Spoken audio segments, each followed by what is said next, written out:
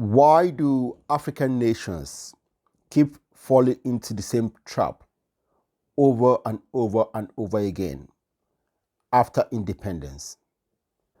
Could the answer lie in our refusal to examine our so-called heroes critically? Hi, my name is Ekene. In today's video, we are going deep into a very sensitive but important question.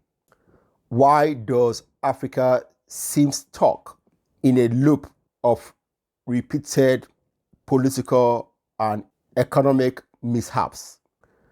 We are not here to tear down our heroes, but we are here to learn from them. Because if we fail to critique history, we are doomed to repeat them.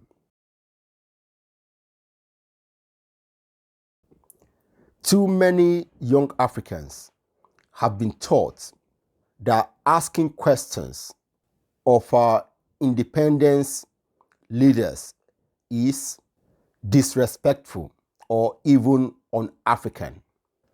But here's the truth. Our refusal to objectively critique our leaders is a major reason why African countries keep making the same governance, policy, and economic mistakes. And here is an even more telling question.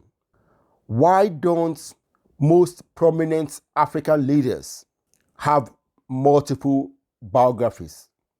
Compare this to the West, where historical leaders are analyzed from multiple angles by supporters, critics, academics, and journalists alike.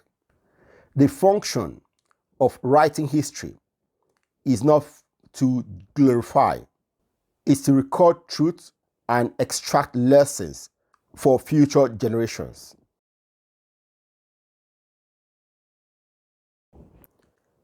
Think of historical biographies as a nation's mirror.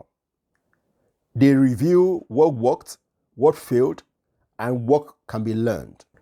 But in Africa, our leaders are shielded from criticism. Critics are silenced or ignored, and entire generations are raised on approved narratives. Without criticism, we create cults of personality, not legacies of leadership. Without multiple perspectives, we raise myths, not mentors. Let's look at three well-known African leaders and what we must learn from them. Kwame Nkrumah of Ghana. Nkrumah was a visionary Pan-Africanist, but his economic policies leaned heavily on central planning and socialism. By the mid-1960s, Ghana was drowning in debt, facing shortages and silencing dissent. And the lesson? Vision is not enough. Economic management and freedom of speech are equally important. Julius Nyerere of Tanzania. Nyerere is still revered for his humility and nationalism, but his Ujamaa socialist experiment destroyed agricultural productivity and left Tanzania deeply impoverished. The lesson? Good intentions do not guarantee good outcomes. Policies must be judged by results and not rhetoric. Nnamdi Azikiwe of Nigeria. Azikiwe was an intellectual giant and one of Nigeria's founding fathers, but his inability to navigate ethnic rivalries and his tolerance for regionalism contributed to instability that ultimately led to the Civil War. The lesson: national unity requires strong institutions, not just strong speeches.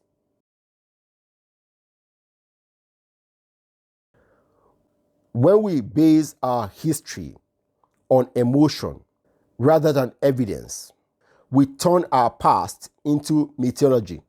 We stopped asking what mistakes were made, what decisions led to disasters, what warnings were given by critics at the time, and we stopped seeing the patterns that are repeated even today: ineffective leadership, corruption, tribalism, economic popularism, and repression of dissent. Here is what young Africans must do: read multiple biographies of our leaders, written by fans and critics. Listen to diverse voices and arguments. Recognize that admiration without accountability creates blind spots. Understand that heroes are flawed, and that's okay. Critiquing our leaders doesn't mean dishonoring them. It means we are serious about growth. It means we want to do better than in the past. Africa doesn't need more myth-making. We need truth-seeking. We need to teach history that empowers our future, not to trap us in the past. If we want a better Africa, we must stop repeating the mistakes of the past. And that begins by asking hard questions about those who led us first. If this video challenged you, share it.